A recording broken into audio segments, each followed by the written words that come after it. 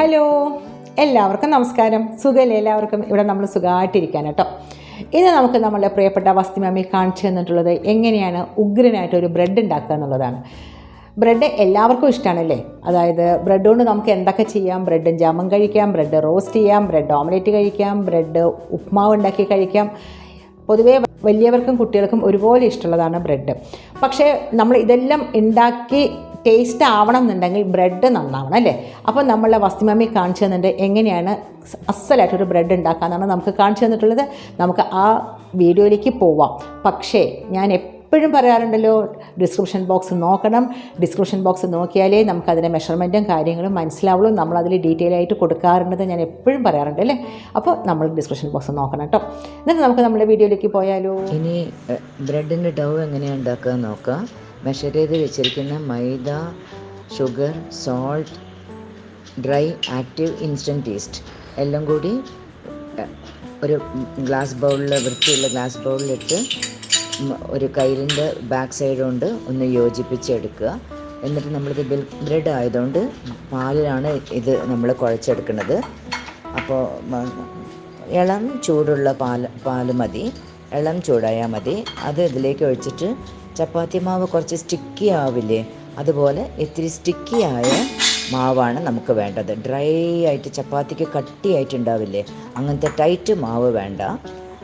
കുറച്ചൊന്ന് സ്റ്റിക്കി ആയിരിക്കണം. അതിനെ കൊണ്ട് പാലിന് മെഷർമെൻ്റ് ഒന്നും ഇല്ല.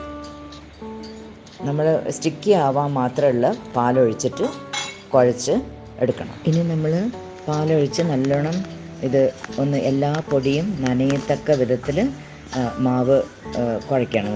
ഇത് ഒരുപാട് ജാസ്തിയാക്കണ്ട. വേണമെങ്കിൽ നമുക്ക് പിന്നെ വല്ലാതെ ജാസ്തിയായ ബുദ്ധിമുട്ടാവും. അപ്പോൾ ഓട്ടോലൈസിങ്ങിന് വെക്കുകയാണ് നമ്മൾ. അപ്പോൾ ഇതൊന്ന് 10 മിനിറ്റ് ഒന്ന് ഈ പാലൊക്കെ കുടിച്ചിട്ട് കുതിരട്ടെ. കുറച്ച് പാല് നമ്മൾ ബാക്കിയാക്കിയിട്ടുണ്ട്. ഒരു തട്ടുകൊണ്ട് അടച്ച് വെക്കുക. ഇനി നമ്മൾ ഓട്ടോലൈസിങ്ങിന് വെച്ച ഡൗ എങ്ങനെയുണ്ട് നോക്കാം. 10 മിനിറ്റ് കഴിഞ്ഞു. പാലൊക്കെ കുടിച്ച് നല്ലോണം സോക്കായി നിൽക്കുന്നുണ്ട് ഡവ്. അപ്പോൾ നമ്മൾ ആ മാവ് എടുത്തിട്ട് നമ്മുടെ വൃത്തിയുള്ള കൗണ്ടർ ടോപ്പിൽ കുറച്ച് ബട്ടർ നമ്മൾ മെഷർ ചെയ്ത് വെച്ചിട്ടുണ്ടല്ലോ, അതിന്ന് കുറച്ച് ബട്ടർ എടുത്ത് കൗണ്ടർ ടോപ്പിലേക്ക് ഇടുക. എന്നിട്ട് നല്ലോണം കയ്യിൽ കുറേശ്ശെ ബട്ടർ അതിന്ന് എടുത്തിട്ട് നമ്മുടെ കയ്യിലേക്ക് കുറച്ച് തേച്ച് കൊടുത്തിട്ട് നല്ലോണം മാവ് ചേർത്ത് അടിച്ച് കുഴയ്ക്കണം. നല്ല ശക്തി ഉപയോഗിച്ചിട്ട് തന്നെ ഈ മാവ് കുഴയ്ക്കണം. അതിലാണ് ബ്രെഡിൻ്റെ ടേസ്റ്റും ടെക്സ്ചറും നന്നാവണമെങ്കിൽ, നല്ല സോഫ്റ്റ് ബ്രെഡ് കിട്ടണമെങ്കിൽ നല്ലോണം അടിച്ച് കുഴയ്ക്കണം. കുഴയ്ക്കുന്നതിൽ ഒരു കോംപ്രമൈസും ഇല്ല. 15 മിനിറ്റ് നല്ലോണം അമർത്തി കുഴയ്ക്കന്നെ വേണം കൗണ്ടർ ടോപ്പിലിട്ട്. നല്ല സോഫ്റ്റ് ഡോ ആയിട്ട് നമുക്ക് കിട്ടും. ഇത് ഇത്തിരി സ്റ്റിക്കിനെസ് കുറഞ്ഞെന്ന് തോന്നി. അപ്പോൾ ഇത്തിരിയും കൂടി പാല് നമ്മൾ ബാക്കി വെച്ചിട്ടുണ്ടല്ലോ, അതൊന്ന് ഇത്തിരിയും കൂടി ഒഴിച്ചിട്ട് നല്ല സ്റ്റിക്കി ആയിട്ടുള്ള ഡോ ആയിരിക്കണം. എപ്പോഴും ബ്രെഡിൻ്റെ ഡോ എപ്പോഴും സ്റ്റിക്കി ആയിരിക്കണം. നല്ല സ്റ്റിക്കി ആയിരിക്കണം, നല്ല സോഫ്റ്റ് ആയിരിക്കണം. നല്ലോണം അടിച്ച് അമർത്തി കുഴയ്ക്കും വേണം. 10 മിനിറ്റ് കുഴയ്ക്കാൻ തുടങ്ങിയിട്ട് മാവ് ഒരുവിധം നല്ലോണം സോഫ്റ്റായി കിട്ടി. കുറേശ്ശെയായിട്ട് ബട്ടർ ചേർത്തി കൗണ്ടർ ടോപ്പിലും കയ്യിലും മാവിലും ഒക്കെ ഇത്തിരിശ്ശെയായിട്ട് ബട്ടർ ചേർത്തി നല്ലോണം അമർത്തി ഇതുപോലെ സ്ട്രെച്ച് ചെയ്യുക, ഫോൾഡ് ചെയ്യുക, സ്ട്രെച്ച് ചെയ്യുക, ഫോൾഡ് ചെയ്യുക, സ്ട്രെച്ച് ചെയ്യുക, ഫോൾഡ് ചെയ്യുക. ഇങ്ങനെ ചെയ്ത് ഇനിയും നല്ല സോഫ്റ്റായിട്ടുള്ള ഡൗ നമുക്ക് കിട്ടണമെങ്കിൽ ഇതുപോലെ സ്ട്രെച്ച് ആൻഡ് ഫോൾഡ് മെത്തേഡിൽ തന്നെ മാവ് നല്ലോണം കുഴയ്ക്കണം. നല്ലോണം അടിച്ച് കുഴച്ച് യോജിപ്പിക്കണം. ഇനി നമ്മളിത് സ്ട്രെച്ച് ചെയ്യണം, നല്ലോണം കുഴയ്ക്കണം. ഇപ്പോൾ ഏകദേശം 10-12 മിനിറ്റ് പോലെ ആയി. നല്ല സോഫ്റ്റ് മാവായി കിട്ടി. ഇതുപോലെ നല്ലോണം അടിച്ച് കുഴയ്ക്കണം. എത്രത്തോളം നമ്മൾ എത്രത്തോളം സോഫ്റ്റ് ആക്കുന്നുണ്ടോ അത്രത്തോളം ബ്രെഡ് നല്ലോണം സോഫ്റ്റായിട്ടും നല്ല ടെക്സ്ചറായിട്ടും നല്ല ഭംഗിയുള്ള ബ്രെഡ് നമുക്ക് കിട്ടും. ഇതുപോലെ സോഫ്റ്റായിരിക്കണം. ഇങ്ങനെ നല്ലോണം അടിച്ചെങ്കിൽ മാത്രമേ ചുളിവും ഒന്നുമില്ലാത്ത ഇതുപോലത്തെ നല്ല നൈസായിട്ടുള്ള നല്ല മിനുസമായിട്ടുള്ള മാവ് നമുക്ക് കിട്ടണമെങ്കിൽ ബ്രെഡ് കുഴയ്ക്കുന്നതിൽ ഒരു കോംപ്രമൈസും ചെയ്യാൻ പാടില്ല. കുറച്ച് ബട്ടർ കൗണ്ടർ ടോപ്പിലിട്ടിട്ട് ഇതുപോലെ ഇങ്ങനെ ഉരുട്ടുകയാണെങ്കിൽ കുറച്ചും കൂടി നല്ല മിനുസമായിട്ടുള്ള ഡൗ നമുക്ക് കിട്ടും. എപ്പോഴും ബ്രെഡിൻ്റെ മാവ് നല്ല മിനുസമായിരിക്കണം. എത്രത്തോളം നൈസായിട്ടുണ്ടോ അത്രത്തോളം ബ്രെഡ് നമുക്ക് നന്നാവും. ഇതുപോലെ നല്ല വൃത്തിയായിട്ടുള്ള നല്ല നൈസായിട്ട് ചുളിവും ഒന്നും ഇല്ലാതെ നല്ല ബോളാക്കി എടുത്ത് വയ്ക്കുക. എന്നിട്ട് നമ്മൾ ബ്രെഡ് ഉണ്ടാക്കാൻ ഉദ്ദേശിച്ചിരിക്കുന്ന ടിന്ന് നല്ലോണം ബട്ടർ ഉപയോഗിച്ചിട്ട് ഗ്രീസ് ചെയ്യുക. ഇത് നോൺ സ്റ്റിക്കിലാണ് ഞാൻ എടുത്തത്. നോൺ സ്റ്റിക്ക് തന്നെ വേണമെന്നൊന്നുമില്ല. ബ്രെഡിൻ്റെ ടിൻസ് ഇഷ്ടംമാതിരി കിട്ടാനുണ്ട്. അതിൽ ഏതെങ്കിലും ഒന്നായാലും മതി. ഇങ്ങനത്തെ അതിൽ നല്ലോണം ഗ്രീസ് ചെയ്യുക. നോൺ സ്റ്റിക്ക് ആണെങ്കിലും ഗ്രീസ് ചെയ്യണം. പിന്നെ നമ്മളിതിപ്പോൾ കുഴച്ച മാവ് പ്രൂഫിങ്ങിന് വെക്കാൻ പോവുകയാണ്. അതൊരു നല്ല വൃത്തിയുള്ള ഗ്ലാസ് ബൗളിൽ അല്ലെങ്കിൽ ഏതെങ്കിലും ഒരു പാത്രത്തിൽ ആ കുഴച്ച മാവ് ഗ്രീസ് ചെയ്തിട്ട് ആ മാവിൻ്റെ മുകളിലും കുറച്ച് ഗ്രീസ് ചെയ്ത് കൊടുക്കുക. അല്ലെങ്കിൽ മാവ് ഉണങ്ങിപ്പോവും. മാവ് ഉണങ്ങാൻ പാടില്ല. അപ്പോൾ അതിന് വേണ്ടി അതിൻ്റെ മുകളിലും കുറച്ച് ബട്ടർ തേച്ച് കൊടുക്കുക. എന്നിട്ട് ആ ഗ്ലാസ് ബൗളിൽ ചുളിവൊന്നും ഇല്ലാത്ത തരത്തിൽ നല്ല വൃത്തിയായിട്ട് നീറ്റായിട്ട് ആ ഗ്ലാസ് ബൗളിൻ്റെ ഉള്ളിൽ ആ നമ്മളിപ്പോൾ കുഴച്ച മാവ് വെച്ച് കൊടുക്കുക. എന്നിട്ട് നല്ല വൃത്തിയുള്ള ഒരു കിച്ചൺ ടവൽ കൊണ്ട് അത് അടച്ചിട്ട് നമ്മുടെ അവനിൽ ഓഫ് ചെയ്തിരിക്കുന്ന അവനിൽ നമ്മളിത് പ്രൂഫിങ്ങിന് വയ്ക്കാം. സ്വിച്ച് ഓഫ് ചെയ്ത അവനിൽ 1.5 മണിക്കൂർ ഫസ്റ്റ് പ്രൂഫിങ്ങിന് വയ്ക്കുക. 1.5 മണിക്കൂർ കഴിഞ്ഞു. ബ്രെഡിൻ്റെ മാവ് നല്ലോണം പ്രൂഫായി വന്നു. ഡബിൾ സൈസായി നല്ലോണം പ്രൂഫായി കിട്ടി.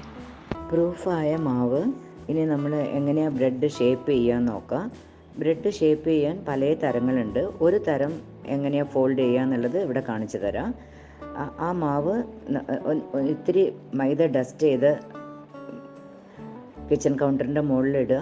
ഇതുപോലെ നല്ലോണം പരത്തി കൊടുക്കുക. ഏകദേശം നമ്മുടെ കേക്ക് ടിന്ന് അതിൻ്റെ മുകളിൽ തന്നെ വെച്ചിട്ട് അതിൻ്റെ മേലെ തന്നെ വെച്ചിട്ട് ഏകദേശം ആ നീളത്തിനനുസരിച്ച് പരത്തുക.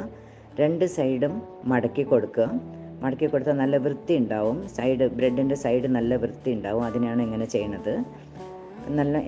നല്ലോണം കൈകൊണ്ട് പരത്തി കൊടുക്കുക. ഏകദേശം ആ ടിന്നിൽ കണക്കാക്കിയിട്ട് ആ സൈസ് വരുന്ന മാതിരി. എന്നിട്ട് മുകൾ ഭാഗത്തുനിന്ന് ഇങ്ങനെ ചുരുട്ടി അത് താഴെ ഭാഗത്തോടു കൂടി ഇങ്ങനെ അമർത്തി യോജിപ്പിക്കണം. നല്ല ടൈറ്റായിട്ട് ചുരുട്ടണം. ചുരുട്ടി ഇങ്ങനെ താഴെ വരെ നല്ലോണം ചുരുട്ടണം. ഓരോ ചുരുട്ടലിനും അത് താഴെ അമർത്തി യോജിപ്പിക്കണം. ഏറ്റവും താഴെ ഇതുപോലെ നുള്ളി അതും നല്ലോണം യോജിപ്പിക്കണം. എന്നിട്ട് സൈഡിൽ കുറച്ച് ഇതുള്ളത് അതൊക്കെ ഉള്ളിലേക്ക് അമർത്തി ഒക്കെ നീറ്റാക്കുക. അതിൻ്റെ ഷേപ്പ് ഒന്ന് നീറ്റാക്കി കൊടുക്കുക. ഒരു റെക്റ്റാങ്കിൾ ഷേപ്പാക്കി കൊടുക്കുക. എന്നിട്ട് നമ്മൾ ഗ്രീസ് ചെയ്ത് വെച്ചിരിക്കുന്ന ബ്രെഡ് ടിന്നിലേക്ക് ആക്കുക. ഉണങ്ങി പോവാതിരിക്കാൻ അതിൻ്റെ മുകളിൽ ബട്ടർ തേച്ച് കൊടുക്കുക.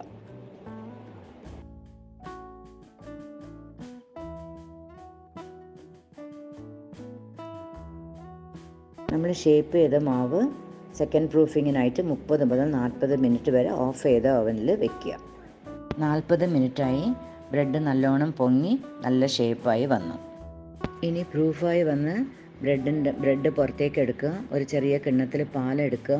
സോഫ്റ്റ് ബ്രഷ് കൊണ്ട് ഇതുപോലെ ആ പാല് പെയിൻ്റ് അടിക്കുന്ന മാതിരി ബ്രെഡിൻ്റെ മുകളിൽ മെല്ലെ തേച്ച് കൊടുക്കുക. അമർത്താതെ മെല്ലെ തേച്ച് കൊടുക്കുക എല്ലാ ഭാഗത്തും. എന്നാൽ നല്ല ബേക്കായി വരുമ്പോൾ നല്ല ഗോൾഡൻ കളറിൽ ഉണ്ടാവും. ബ്രെഡിൻ്റെ ക്രസ്റ്റെല്ലാം നല്ല ഗോൾഡൻ ബ്രൗണായി നല്ല കളറായി കിട്ടും ബ്രെഡ്. ഇതിന് മിൽക്ക് വാഷിംഗ് എന്നാണ് പറയുക.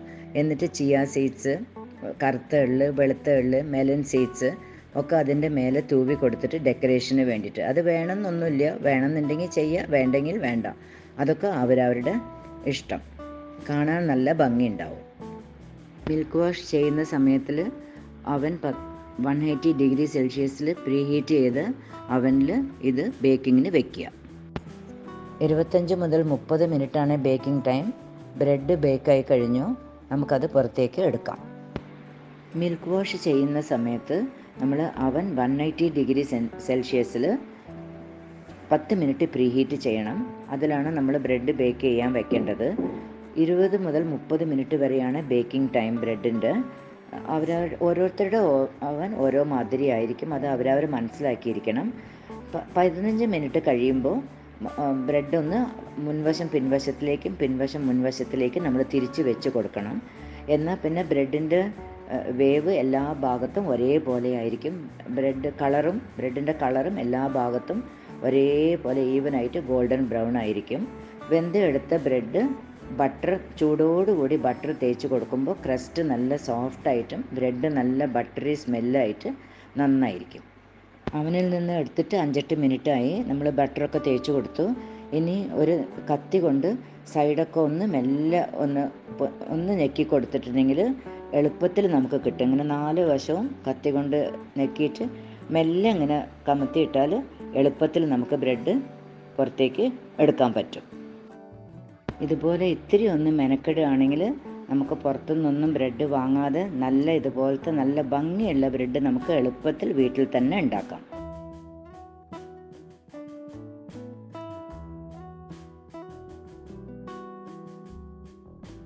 നല്ല പഞ്ഞി പോലത്തെ ബ്രെഡ്.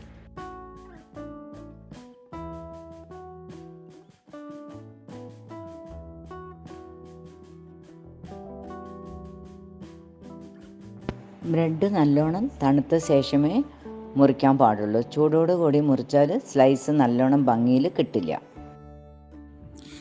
നമ്മളുടെ വസ്തിമാമിയുടെ ബ്രെഡ് എല്ലാവർക്കും ഇഷ്ടപ്പെട്ടല്ലോ. ഇത് നമ്മളുടെ വസ്തിമാമി തന്നെയാണ് ഉണ്ടാക്കിയതും വസ്തിമാമി തന്നെയാണ് പറയുന്നത് കേട്ടോ. എല്ലാവർക്കും ഇഷ്ടപ്പെട്ട് കാണുമെന്ന് വിചാരിക്കുന്നു. അപ്പോൾ അടുത്ത വീഡിയോയിൽ കാണുന്നവരെ ബൈ. ഇഷ്ടപ്പെടുവാന്ന് വെച്ചാൽ ഒരു ലൈക്ക് തരാനും സബ്സ്ക്രൈബ് ചെയ്യാത്തവരാണെന്ന് വെച്ചാൽ ഒന്ന് സബ്സ്ക്രൈബ് ചെയ്യാനും മറക്കരുത് കേട്ടോ.